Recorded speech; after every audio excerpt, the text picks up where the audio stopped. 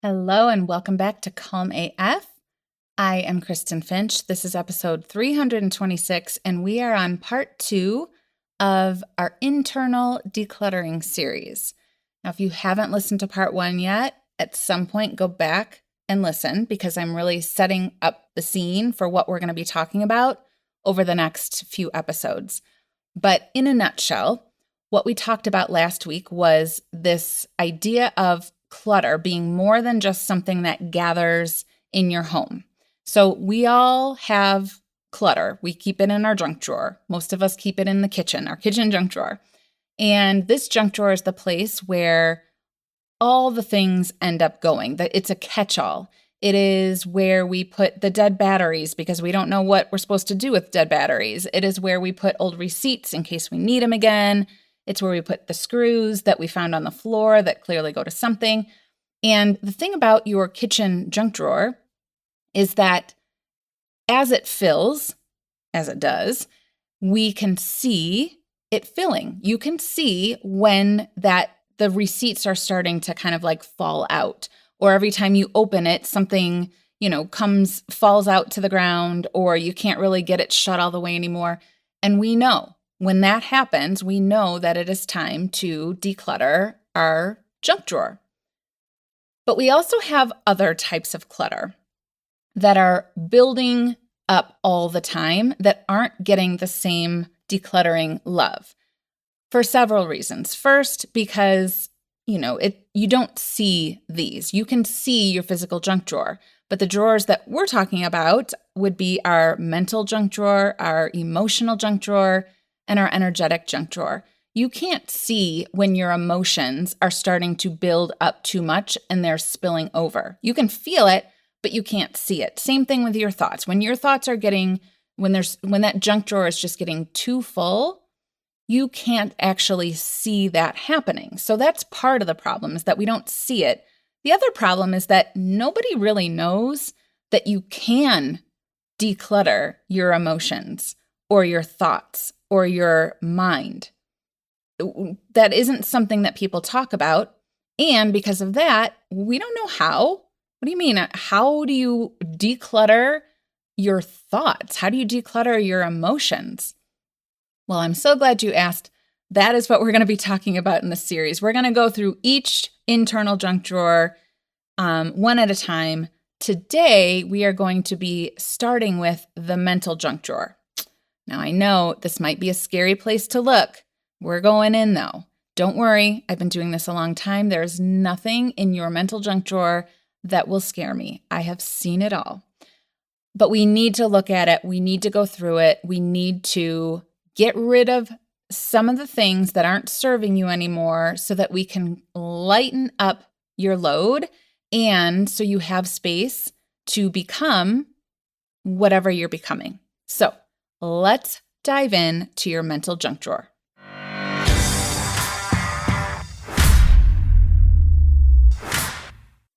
Let's start with talking about what we're talking about when we say mental clutter, because there is the normal, like all of the thoughts that are happening all of the time because you're trying to keep track of everything. You have a lot going on in your life. You're in a busy season. You have all of these things you're trying to keep track of.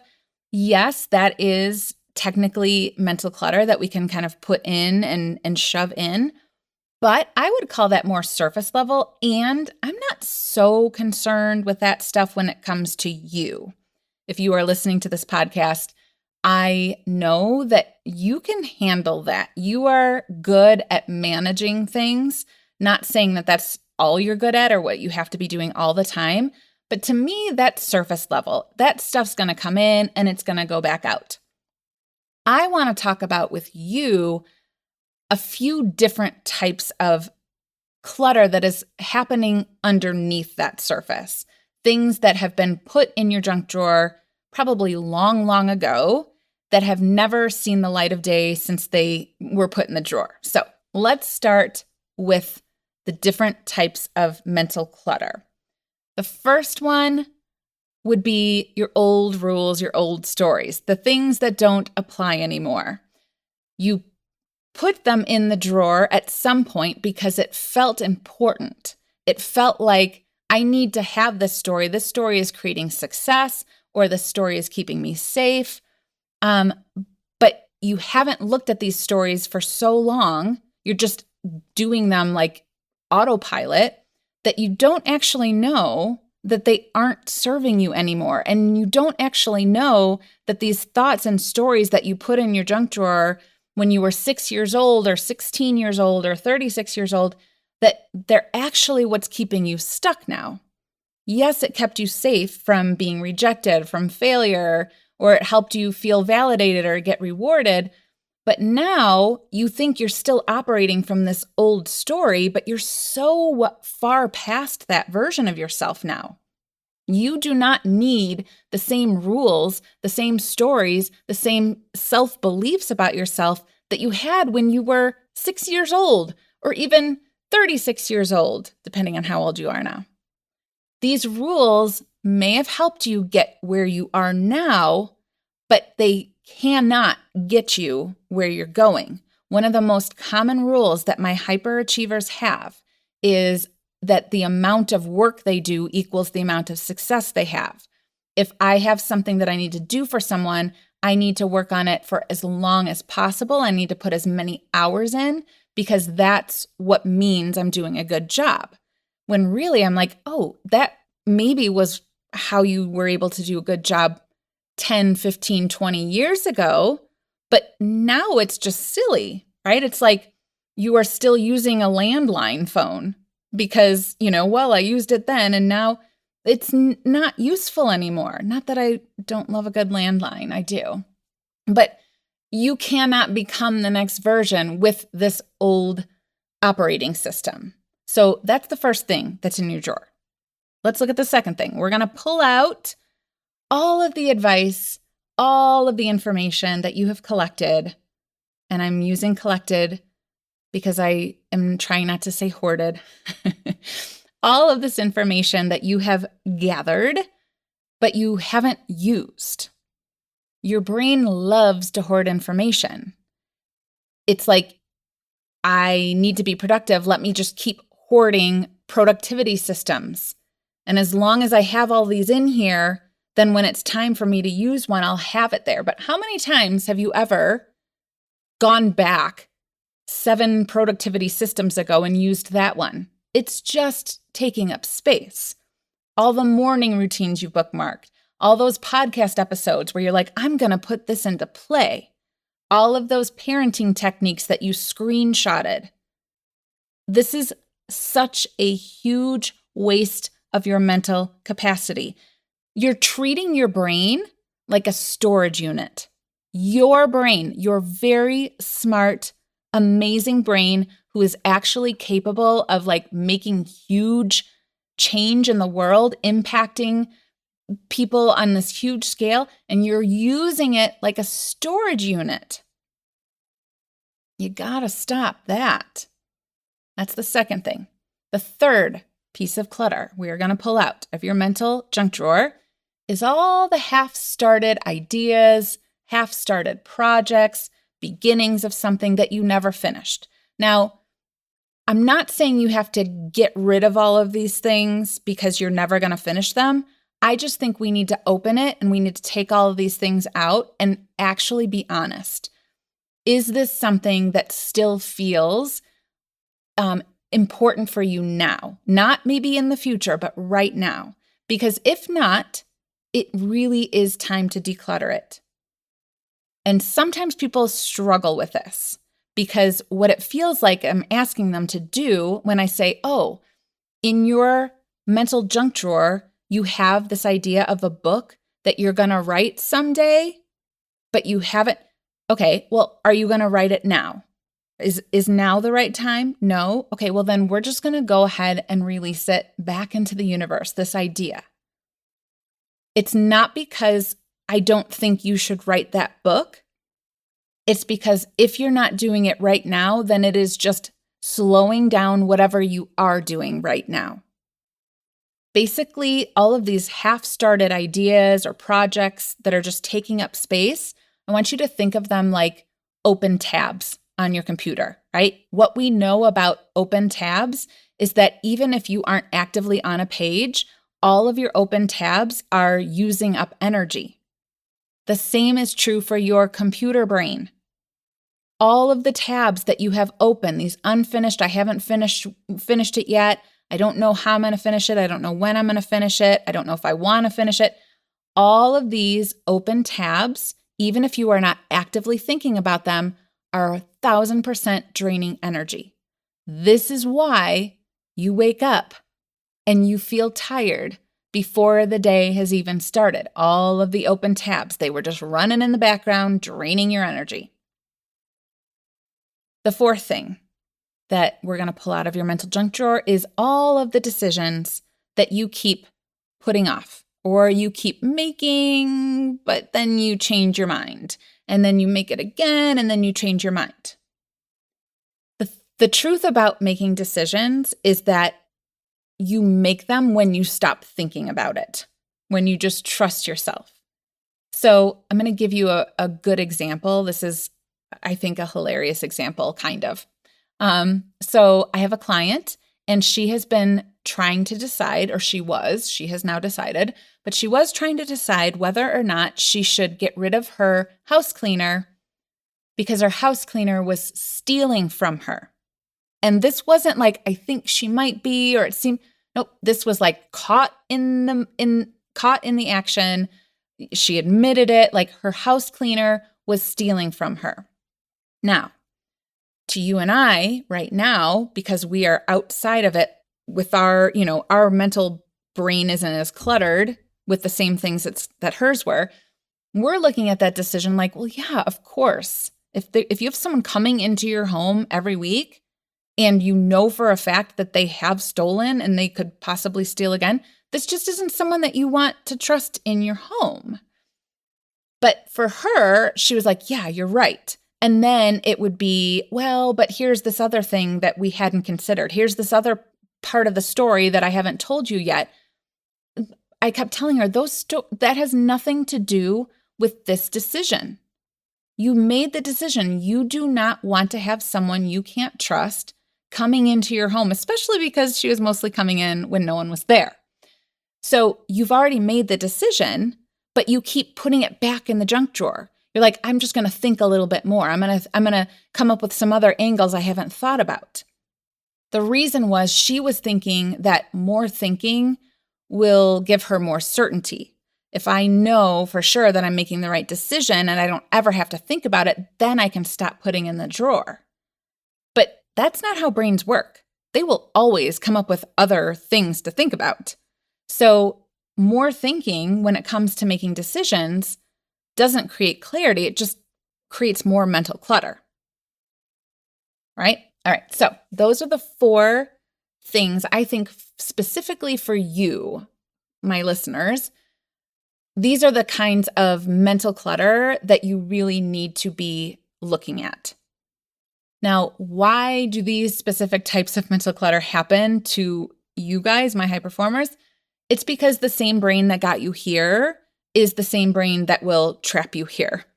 You're used to solving problems by thinking harder, but now you apply that story to every single thing in your life. So it ends up like you're giving the same mental energy to choosing the house that you're going to stay at for your girls' trip as you would be giving to, choosing a business partner.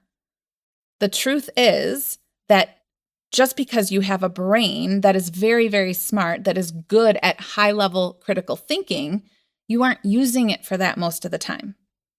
You are trying to take this same skill and apply it to everything. But what happens is the more you think, the more uncertain you become. It created your success, but now you're like drowning in it. You're drowning in your own competence. So the answer, Avi, is to start decluttering. Take your mental junk drawer, open it up, take all that shit out, and go through it. Now, I'm not going to go through all of this because it's not something that I can just wing out. This is really something that I move through with my clients. But let me give you the gist of it, because what I want you to make sure you know is like, don't make it complicated. It's not complicated. Don't create a new system. Don't go out and buy, bins for your mental junk drawer. We're just going to make this really simple. First, you're going to pick one thing. One thing is going to come out of your mental junk drawer, an old story, an outdated identity belief, some decision that you haven't made yet. And then you are going to ask yourself some questions. Could I make this decision right now? Does this story, does this thought represent who I'm becoming? Or does it represent who I am now and who I was? Is that what got me here? Because what got you here isn't going to be what gets you there. You're going to just ask yourself the questions. Is it serving a purpose? Not to keep me safe, right? Because we've already talked about what was keeping you safe when you were 6 years old or 26 years old. It's now keeping you stuck. It's now the thing that is keeping you from your next level. And then once you ask yourself those questions and you're very honest with yourself, then you're just going to decide to do something. Not tomorrow, not after you think about it just one more day. You're just going to do something now. You're going to make the decision. You're going to go through with the plan. I just had a client reach out on Voxer this weekend. She was like, I am in the paint store and I know what I'm doing. I can see myself doing it, but I'm having a hard time stopping myself. And I said, well, that's what I'm here for. I'm like, which one, if you had to pick, which one would you pick? And she picked it. And I said, then pick that one and then go paint your wall. Because what her brain was doing is trying to wait until she found out the perfect paint color by thinking about it. And obviously, we're like, we just need to get this paint color on the wall so that you can know if it's the right decision. And if not, the next thing I told her was like, you just paint over it. No big deal. Our brains love to make big deals out of things that are no big deal. And then the fourth step, as you're decluttering, this is the part with decluttering, and this is why I teach it in the way that I do, is we need to be doing the daily practice of decluttering our spaces, our physical spaces and our internal clutter. But we also need to be mindful that we aren't just putting shit back in. That's what we tend to do. Like I take something out and before you know it, that drawer is full again. That is the habit that we are breaking. So you're going to not put anything back. You're not going to put decisions back in there. You're not going to put old stories back in there. You're just going to move on because what you're actually doing is creating space to do what you're meant to do, to feel how you want to feel, which is free. You are freeing up space so you can feel free. Okay, that's your mental junk drawer. Next time, we are going to talk about your emotional junk drawer. And ooh, baby, that's a good one. There's a lot of old unprocessed feelings that you have just been gathering and holding on to for a very long time. But it's okay. We're going to do it all the same way, little bit at a time. We're going to take some out and we are not going to put anything back in its place. Now, if you want help with this, then you need to get on the wait list for Calm AF Year. This is my redecorated Calm AF Life program. I have been looking at it for the last couple of years, seeing where are people kind of falling off, where are they wanting more support, what's working, what's not. And I've created a little bit of a renovation. This isn't something where like we're going to do productivity hacks or something in Calm AF Year. This really is getting to the place where you have these habits in place of the daily decluttering of your mind, your emotion, your spirit, your energy, all of that, so that you have space and you can love the life that you've created. All right. So like I said, there's a wait list only right now. Enrollment will be opening in mid-August. This is because I'm doing it differently. There will be beta pricing, but only if you're on the wait list. So make sure you get on the wait list. That is in the show notes. And until next time, we're going to talk about emotional. I think just remembering about all of this. We all have very full internal junk drawers, mental, emotional, energetic, all of it. This does not mean you're broken. Releasing your mental clutter won't make you lose your edge. You're not going to fail at something. You're just full. You're too full to go to the next part of your journey in the way you want to. You're operating from these old patterns and you're like spinning your wheels. Your mental junk drawer is packed with old rules and unused advice and unfinished products and unmade decisions. None of it's serving you. And the solution isn't to think more and add more to your mental junk drawer. It's to think less. It's to trust more. It's to stop treating every decision like it's life or death and start treating your peace like it's the most important thing ever, because it is. You don't need to overhaul your whole life. Just open your mental junk drawer. Take one thing out. Does it serve me? Yes, you can keep it. Does it serve who I was? Did it get me here but can't get me where I'm going? Yes, then it's time to get rid of it.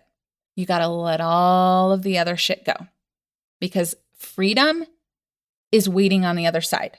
You just have to take the first step. Okay, next week, emotional junk drawer. Have an amazing rest of your week. I'll see you next time.